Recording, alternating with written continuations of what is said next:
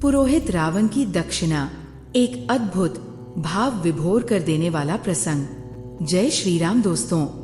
रावण केवल शिव भक्त, विद्वान और वीर ही नहीं था, वो बहुत मान्यवादी भी था। उसे भविष्य का ज्ञान था। वह जानता था कि श्री राम से विजय पाना उसके लिए असंभव है। जब श्री राम ने बलियाद्यूषण का सहज ही वध कर दिया, तब तुलसीकृत मानस में भी राव के मन के भाव अंकित हैं। खर दुष्टन मोह संबलवंता तिन्ही को मरही बिनु भगवंता। जब भगवान श्री राम ने रामेश्वरम में शिवलिंग की स्थापना की, तो वे आचार्य के रूप में रावण को आमंत्रित करना चाहते थे। रावण ने निमंत्रण स्वीकार किया और उस अनुष्ठान का आचार्य बना। रावण त्रिकालज्ञ था। उसे पता था कि मृत्यु केवल श्री राम के हाथों ही लिखी है। वह राम से कोई भी दक्षिणा ले सकता था। पर क्या आप जानते हैं उसने क्या विचित्र दक्षिणा मांगी? आइए जानते हैं। रावण केवल शिव भक्त, विद्वान और वीर ही नहीं था, वह भविष्य भी जानता था और समझता था कि राम से जीतना असंभव है। जामवंत जी को आचार्य का निमंत्रण देने हेतु लंका भेजा गया। जामवंत जी बहुत बड़े कद के थे। आकार में वे कुंभकर्ण से बस थोड़े छोटे थे। इस बार राम ने बुद्धिमान, प्रचंड और विशालकाय जामवंत को भेजा। पहले हनुमान, फिर अंगद और अब जामवंत। ये भयानक समाचार बिजली की गति से पूरे नगर में फैल गया। इस भय से सबके हृदय लगभग थम गए। निश्चित रूप से जामवंत हनुमान और अंगद से दिखने में भी अधिक भयावह थे। सागर सेतु से लंका तक का मार्ग पहले से सुनसान पड़ा मिला। जो कहीं दिखाई देते भी तो बिना पूछे ही राजपथ की ओर इशारा कर देते। बोलने की हिम्मत किसी में नहीं थी। सभी हाथ जोड़कर मार्ग दिखा रहे थे। इस तरह जामवंत को किसी से कुछ पूछना भी न पड़ा। ये समाचार द्वारपालों ने दौड़कर रावण तक पहुंचा दिया।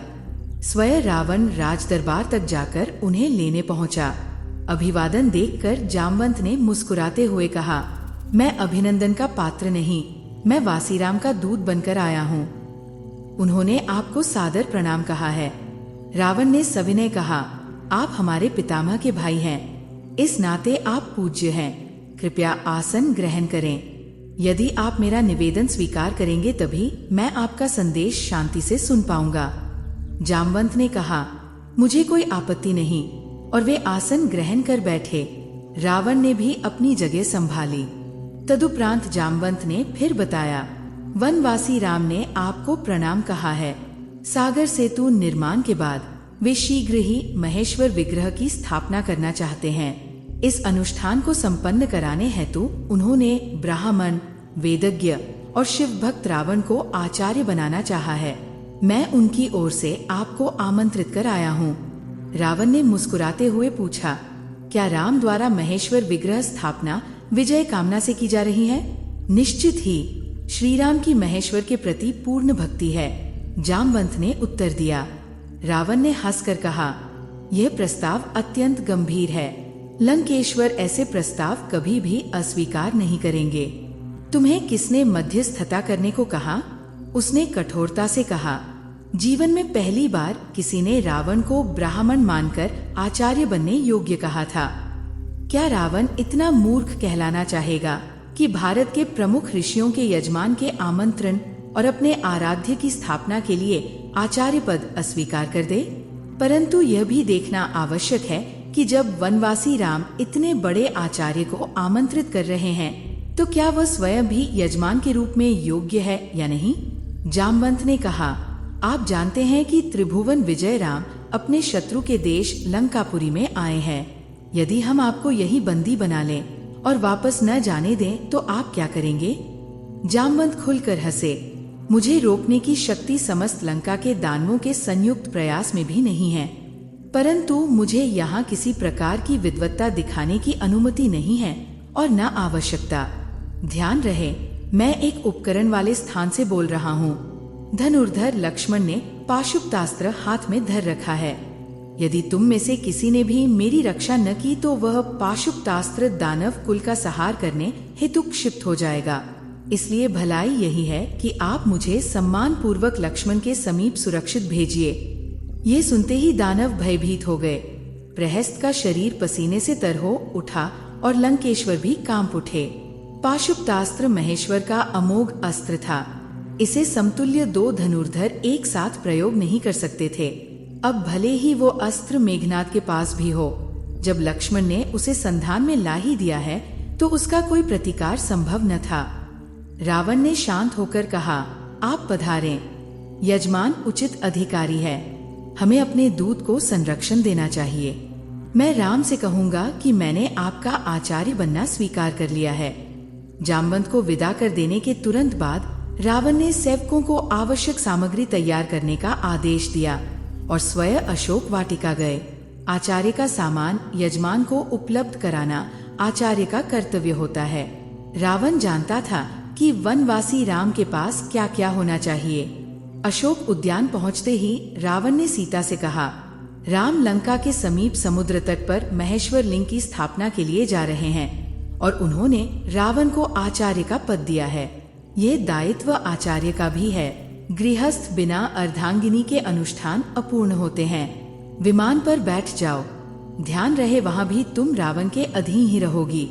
अनुष्ठान समापन पर फिर वापसी के लिए विमान लेना। जानकी ने दोनों हाथ जोड़कर मस्तक झुका दिया और प्रणाम स्वभाव में सौभाग्यवती भव कहा। रावण ने दोनों हाथ उठाकर आशीर्वाद दिया। सीता और अन्य आवश्यक सामग्री सहित रावण आकाश मार्ग से समुद्र तट पर उतरा। उसने सीता को विमान में ही छोड़कर स्वयं श्रीराम के सम्मुख पहुंचा। जामवंत का संदेश पाकर श्रीराम, सुग्रीव और विभीषण सहित पहले से ही स्वागत समारोह के लिए उपस्थित थे। रावण ने आते ही भूमि शोधन कराया। आचार्य ने कहा, यजमान की अर्धांगिनी कहाँ है? उन्हें यथास्थान आसन देओ। श्रीराम ने विनम्रता से कहा, यदि यजमान असमर्थ हों तो योगाचार्य अथवा समकक्ष अन्य विकल्प से भी अनुष्ठान करवा सकते हैं। रावण ने कहा, प्रमुख विकल्प के अभाव में अन्य विकल्प संभव नहीं। यदि तुम अविवाहित या विधुर होते तो बात अलग थी, पर तुम ना तो सन्यासी हो न पत्नीहीन गृहस्थ। ऐसे में बिना पत्नी के अनुष्ठान संभव नहीं। श्रीराम मुस्कुराए और बोले, इसका भी उपाय है आचार्य। रावण ने कहा, बताओ, पर याद रहे आचार्य अनुष्ठान के बाद आवश्यक साधन वापस ले जाते हैं। श्रीराम ने आदेश दिया। विभीषण मंत्रियों सहित पुष्पक विमान लेकर गए और सीता सहित लौटे। वैदेही ने यजमान आचार्य के आदेश का पालन किया। गणपति पूजन, कलश स्थापना और नवग्रह पूजन के बाद आचार्य ने पूछा, लिंग विग्रह? यजमान ने कहा, वो पवन पुत्र हनुमान लेने गए हैं और अभी लौटे नहीं। आचार्य ने कहा, विलंब नहीं किया जा सकता, उत्तम मुहूर्त है। आथ यजमान ने समुद्र तट की रेणु से स्वयं लिंग विग्रह निर्मित किया और सीताराम ने वही महेश्वर लिंग स्थापित किया। आचार्य ने विधि विधान से अनुष्ठान संपन्न किया। अब बारी आई आचार्य की दक्षिणा की। श्रीराम ने पूछा, आचार्य आपकी दक्षिणा? आचार्य ने पुनः कहा, घबराओ मत, यजमान का स्वर्णपुरी का स्वामित्व आचार्य की दक्षिणा नहीं बन सकता। पर श्रीराम ने वचन दिया कि वे आचार्य की जो भी मांग हो उसे पूरा करेंगे। रावण ने कहा, आचार्य जब मृत्यु शैया पर हो तब यजमान उनके सम्मुख उपस्थित रहें। आचार्य ने यही दक्षिणा मांगी। श्रीराम ने वचन दिया और समय आने पर निभाया भी। रघुकुल की यही परंपरा रही, प्राण जाए पर वचन न जाए। ये दृश्य सुनकर सभा में उपस्थित लोगों के नेत्र प्रेम और श्रद्धा के आंसुओं से भर आए। सबने एक स्वर से उस अद्भुत आचार्य को नमन किया। रावण जैसे भविष्य दृष्टा ने जो दक्षिणा मांगी, उससे बड़ी दक्षिणा शायद और कोई हो ही नहीं सकती थी। जो रावण यज्ञ का कार्य पूरा करवाने हेतु राम की पत्नी को शत्रु के समक्ष प्रस्तुत कर सकता था, वही कैसे लौटने की दक्षिणा मांग ले? बहुत कुछ हो सकता था। काश प्रभु राम को वनवास न मिलता, काश माता सीता वन न जाती। पर यह धरती पाप भुगतने वालों की है। यहाँ आने वाला अपने कर्मों का फल भोगेगा। इसलिए रावण जैसा पापी लंका का शासन कर सकता है, पर देवलोक का स्वामी नहीं बन सकता। रावण को ब्रह्मा से विद्वता और वरदान मिला था। शिव भक्ति से उसे शक्ति का वरदान भी मिला था। चारों वेदों का ज्ञान, ज्योतिष का पारंगत, मंत्र शास्त्रों में निपुण, वह अद्भुत ऋषि समकक्ष था। शिव तांडव स्तोत्र का महान कवि, अग्निबाण, ब्रह्मास्त्र जैसी सिद्धियां, इतने सामर्थ्य के बावजूद उसने अधर्म का मार्ग चुना। यदि सूर्पंखा ने रावण को उकसाया न किया होता, यदि रावण के मन में सीता हरण का विचार न आया होता, तो शायद अधर्म इतना बलवान न होता। तब शायद देवलोक का स्वामी भी रावण ही हो सकता था। रामेश्वरम देवस्थान पर लिखा है कि इस ज्योतिर्लिंग की स्थापना श्री राम ने रावण द्वारा करवाई थी। तुलसीकृत रामायण में ये कथा नहीं मिली, पर तमिल कवि कंबन की महाकृति रामावतार में इसका वर्णन मिलता है, जो कंबन ने 12वीं शताब्दी में लिखा था। ये कथा हमें कई बातें सिखाती है। तो दोस्तों, प्रेम से बोलिए जय श्री राम। तो दोस्तों, आपने आज के इस वीडियो से क्या सीखा और ये कहानी आपको कैसी लगी, कृपया कमेंट में बताएं। वीडियो पसंद आया हो तो लाइक करें और अपने दोस्तों के साथ शेयर भी करें। कमेंट बॉक्स में जय श्री राम लिखना न भूलें और ऐसी ही और कहानियों के लिए चैनल को सब्सक्राइब करें। धन्यवाद।